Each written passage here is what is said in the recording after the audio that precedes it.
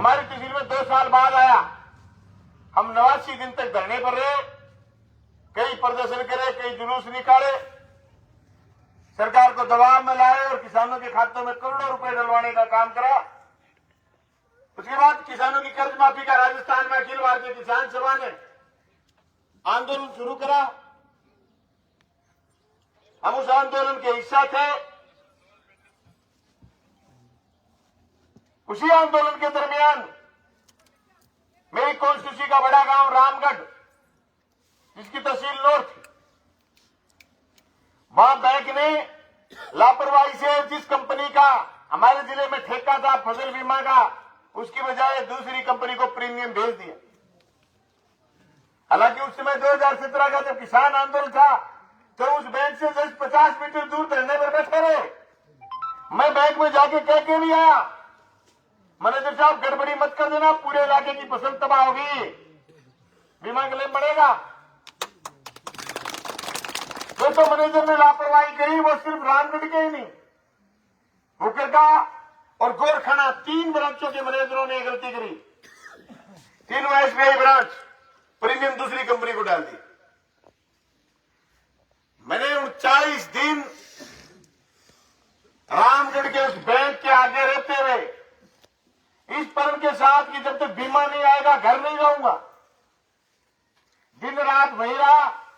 हजारों किसान माता बहने भी हमारे साथ आई। नहीं सिर्फ अपने बीमा क्लेम तीनों ब्रांचों का दिलवाया, बल्कि एसबीआई बैंक ने जो किसानों से ब्याज फालतू लिया हुआ था, हम साथी निर्मल शेर इनसे सीखे कि किसानों की पासबुक में ब्याज फालतू लगा देता है एसबीआई बैंक। हमने न सिर्फ बीमा क्लेम लिया, बल्कि किसानों का करोड़ों रुपए ब्याज वापिस 40 दिन में डलवा करके फिर कर गए। फिर हम विधानसभा पहुंचे, बड़े वोटों से विधानसभा का चुनाव जीते।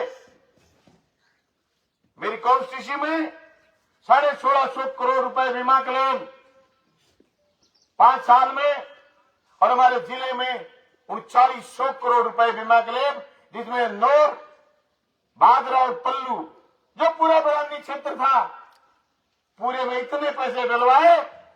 क्या भादरा के बरानी क्षेत्र के गांव में चले जाओगे, आपको महसूस होगा कि पंजाब के गांव में ऐसे जोरदार मकान, लोगों का जीवन रहन सहन बदल गया।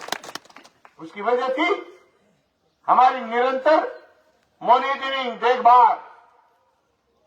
आज फसल किसान की बोरी कुछ खुड्डों में रह गई, कुछ खुड्डों से ऊपर आई, तो आपकी जगह शादी की हालत है। क्या कुआं नहीं है, शादी खत्म हो गई, अभी धूप आएगी, ये पैर फेर देना चाहिए, इस पर चढ़े नहीं निकलेंगे इसमें, ऐसी हालत हमारी हो जाती। आई बार का मैंने बीमा क्लेम लिया, करोड़ों रुपए लिया, 250 करोड़, 200 करोड़, 249 करोड़, 302 करोड़, 308 करोड़, यूं मैं तो आप साथियों से कहना चाहता, मैं सारे काम मेरी कॉन्स्टिट्यूंसी में जितने गिने करे, मैं इसी काम के बल पर ही मेरे वोट पड़े नहीं। भादरा में रिवाज के एमएलए जो है उसके वोट घटते, फिर 20,000 वोट बढ़े। और दोस्तों, मैं जिस तबके की, जिस किसान की, जिस सीधे साधे लोगों की बात करता हूं, कई लोगों के पेट में दर्द भी होता है। मेरा एक काम करने का तरीका भी अलग है। मेरे पास कोई बूढ़ा आ गया, बुजुर्ग आ गया, कोई नौजवान आ गया, काम है उसका पटवारी से, तहसीलदार से, एसडीएम से, बैंक से, मैं ये नहीं पूछता कि तू किसके साथ आया, तो फलाने को क्यों नहीं लेके आया, अगले का काम कर दिया, अगला चला गया। दिन में 500 लोगों को रोज यूं सुनता है। मेरे वोट तो बटे इस पैटर्न से कुछ लोग नाराज यूं हो गए कि हमारी चौधर खत्म हो गई। मैं तो ये कहता हूं भाइयों, चौधर किसान के आज के दिन है ही। हमारे किसानों की डीआरटी कोई नई बैंक ढूंढ ली बैंकों ने, बेईमानों, जमीनें नीलाम कर रहे हैं किसानों। मैं छोटे मुंह बड़ी बात नहीं करना चाहूंगा, फिर भी 5 साल में मैंने मेरी कॉन्स्टिट्यूंसी के, आधी कॉन्स्टिट्यूंसी मेरी नहरी, 10-10, 20-20 लाख रुपए की केसीसी लोगों ने उठाई हुई है। जो नहरी क्षेत्र उसमें फसल बीमा क्लेम नहीं आता, आई तो थोड़ा आता है, कोई एक आधी फसल का आता है, उसे केसीसी पूरी रोल ओवर नहीं होती। लेकिन मैंने 5 साल में किसी बैंक से किसान की केसीसी में कुर्की का कै लिखा हुआ नोटिस नहीं छापने दिए। दोबारा कहना चाहता हूं मैं, 5 साल में कुर्की का कै लिखा हुआ नोटिस नहीं छापने दिया मैंने 5 साल में। ये हमारा खौफ था। हमने प्रशासन को कहा किसान के पास बैठिए, रोल ओवर करने के लिए उसको तैयार करिए, अगर उसका खाता एनपीए होगी तो उसकी छूट करिए, आप जमीन की कुर्की का नोटिस मत निकाले नहीं।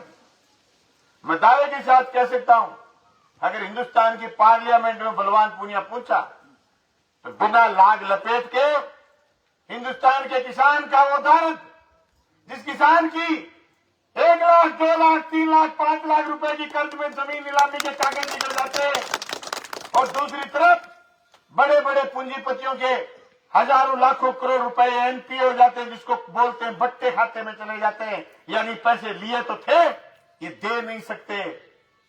किसान का पैसा बट्टे खाते में सरकारें नहीं डालती, क्योंकि ये जीवड़ा बड़ा सीधा साधा, इसकी पैरवी करने वाले लोग बहुत कम है।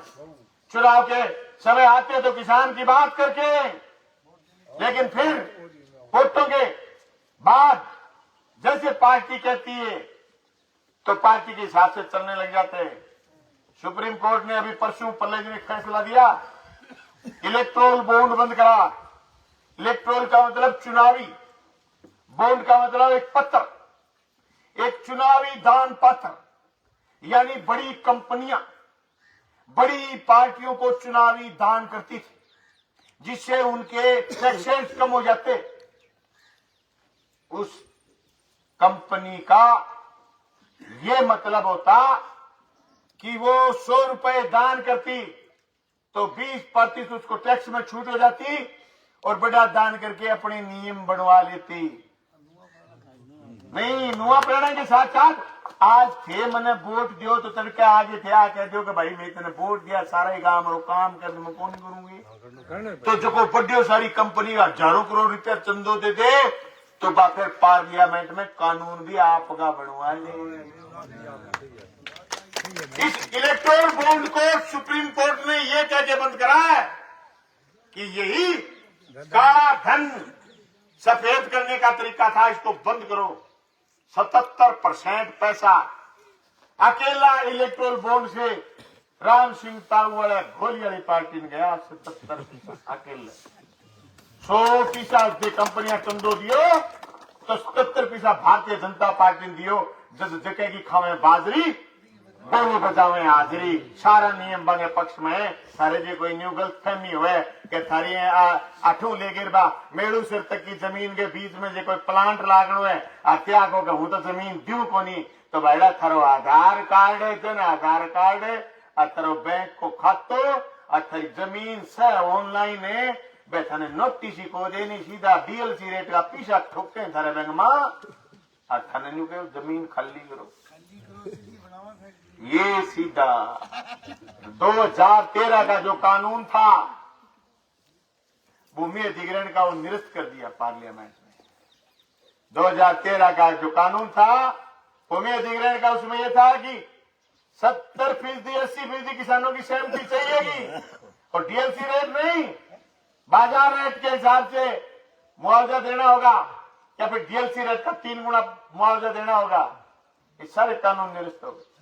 ये कानून बनाने का काम हिंदुस्तान की पार्लियामेंट करती है। भाइयों, मैं तो आपसे कहना चाहता हूं, आपने 25 साल एक परिवार को पार्लियामेंट भेजा। मैं समझता हूं राम सिंह जी के परिवार का, भारतीय जनता पार्टी के इस नेता का सिर्फ मोह कान देने के अलावा दूसरा कोई उपलब्धि मैं नहीं मानता। 5 साल में 25 साल में इनकी कोई उपलब्धि है। कोई बुढ़ा चल गया मोह कान जरूर दे दी होगी, इसके अलावा इन्होंने कुछ नहीं करा। कोई एक चीज, अभी मैं डुगराना गांव में था, मेरी कॉन्स्टिट्यूंसी के डुगराना के पास, मैंने डुगराना में इंग्लिश मीडियम स्कूल, डुगराना में उप तहसील, डुगराना के पास बायो एनर्जी से बिजली घर लग रहा है, उसकी चिमनी हो गई 200 फुट ऊंची। मैंने कहा कि मिलने बना बलवान और चिमनी निकाल दी जगह जगह, जगह जगह सड़कें बना दी, 3 कॉलेज खोल दिए, हॉस्पिटल को उप जिला अस्पताल बना दिया।